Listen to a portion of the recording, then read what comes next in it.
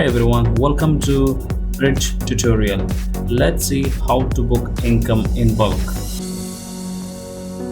Go to the navigation bar, select on Finance and find out bulk income. Below is the list of jobs with income not recorded after billing declines.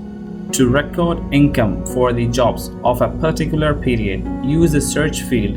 Make sure you select by invoice before pressing the search button.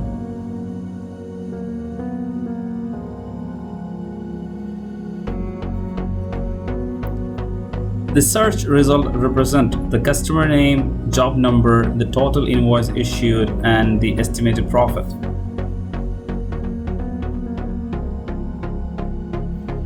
You can either select all the jobs listed below or select particular jobs which you want to record income.